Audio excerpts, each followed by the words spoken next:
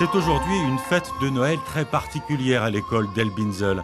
Nous sommes dans le nord de l'Allemagne, à Hambourg, et les enfants ont préparé un spectacle en forme de comédie musicale.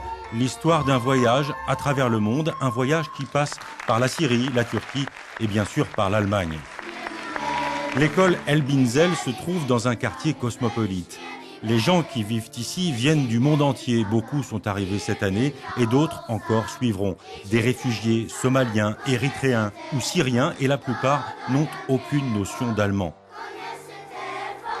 C'est la fête de Noël et c'est aussi le premier contact des enfants avec l'école. La musique est un langage universel. Dans notre école, nous accordons beaucoup d'importance à la musique. La musique rapproche les gens, les cultures, les religions. Les classes préparatoires pour réfugiés vont commencer dans quelques jours et nous allons lancer un très beau projet musical avec eux. Et notre message sera « Vous êtes les bienvenus ».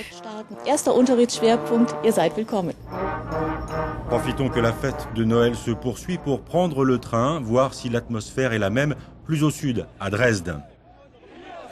Des militants de droite y ont déjà leur habitude, une manifestation tous les lundis contre ce qu'ils appellent l'islamisation de l'Europe et pour protester contre la politique d'accueil des réfugiés. Au début du mouvement, en octobre, les manifestants n'étaient pas nombreux. Aujourd'hui, ils sont des milliers à se retrouver dans les rues de Dresde. Heiko Abe travaille au service jésuite pour réfugiés. Son rôle ici est d'offrir un soutien juridique à ceux qui en ont besoin.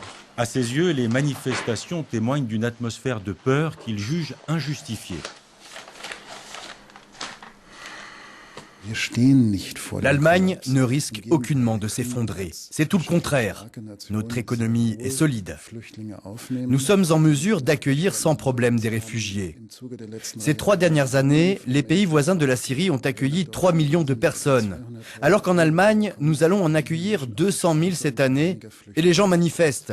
C'est une honte. Prenons donc le train pour retourner à Hambourg. Depuis l'automne, environ 1 millier de réfugiés arrivent ici chaque mois. Par mesure d'urgence, des tentes et des containers ont été installés. Ce parking d'autoroute accueille à lui seul plus de 1300 personnes. Des camps de réfugiés comme celui-ci sont aujourd'hui en construction dans de nombreuses villes d'Allemagne. Nous avons rendez-vous avec Hermann Hart. Il travaille pour le Conseil des réfugiés de Hambourg et il appelle à manifester fin janvier pour défendre les droits des réfugiés. Selon lui, Hambourg devrait construire davantage de logements sociaux et prendre conscience de l'urgence de la situation. On ne peut pas mettre des gens dans des containers comme si c'était des marchandises. On ne devrait même pas les mettre dans des tentes. 2300 appartements sont vacants à Hambourg, sans compter les milliers de mètres carrés de bureaux qui pourraient être transformés en logements. Nul doute qu'il serait possible d'y installer les réfugiés. Depuis 2011, il y a une loi à Hambourg qui permet à la ville de confisquer les espaces habitables. D'autres centres pour réfugiés se sont ouverts dans le quartier populaire de Kirchdorf Sud. Ici, les habitants se sont mobilisés. Via Facebook, ils ont lancé des appels aux dons et rassemblé des volontaires. Daniel Peter est l'un de ces volontaires. Nous lui avons demandé ce dont les réfugiés ont le plus besoin. Des manteaux chauds et des chaussures solides, bien sûr. Certains arrivent ici en sandales et avec rien d'autre que leurs vêtements. Leurs pantalons sont fins, ils n'ont ni gants ni chapeau. De l'autre côté de la rue, en face du local pour réfugiés, les volontaires du quartier ont récupéré un sauna abandonné. C'est maintenant un lieu animé où les réfugiés peuvent trouver des chaussures et des vêtements chauds. Amar a 34 ans, il vient de Syrie. Il vivait à Alep et travaillait dans un magasin jusqu'à ce qu'il ne fuit les combats. Là-bas, à Alep, c'est difficile. On a voulu fuir la guerre. Vous savez bien les problèmes qu'on a là-bas en Syrie. Nous, on cherche la paix. On cherche un lieu pour vivre en sécurité. Il a fallu presque un mois à Amar pour sortir de la ville en ruine, passer en Turquie et arriver jusqu'ici.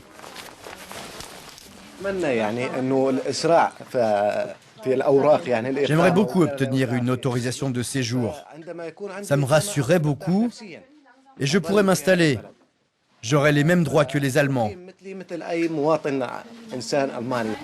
Les réfugiés de Syrie peuvent espérer obtenir une autorisation officielle de résidence, d'autres non.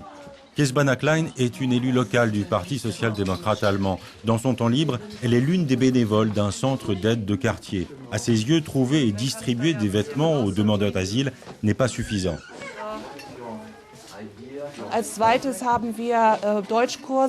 Nous organisons aussi des cours d'allemand. C'est souvent la première question des réfugiés. Avant même de chercher des vêtements, ils veulent commencer les cours d'allemand immédiatement. En attendant de savoir si leur demande d'asile sera acceptée ou refusée, les adultes n'ont pas accès à des cours d'allemand organisés par l'État. C'est pour eux un vrai problème. Pour ne pas perdre de temps, les bénévoles du réseau de quartier ont trouvé des volontaires qui assurent maintenant des cours d'allemand pour adultes. Jörg est l'un d'eux.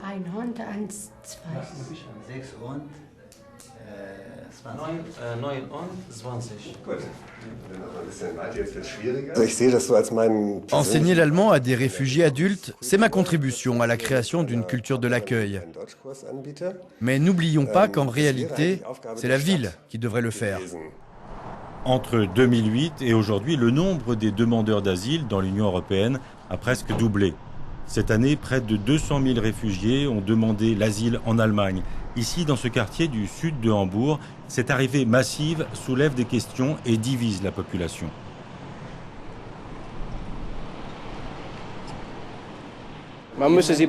Ils devraient être mieux intégrés, c'est mon opinion. Il devrait y avoir des aides à la requalification professionnelle et de meilleures écoles. Ils ont besoin de travail, on devrait leur en donner. Il y a des années ici, il y avait beaucoup d'appartements vides. Il n'en reste plus un seul appartement vacant dans le quartier. C'est la première fois que ça arrive. Je suis arrivé ici il y a 5 ans. Ces gens fuient la guerre, ils méritent d'être bien traités.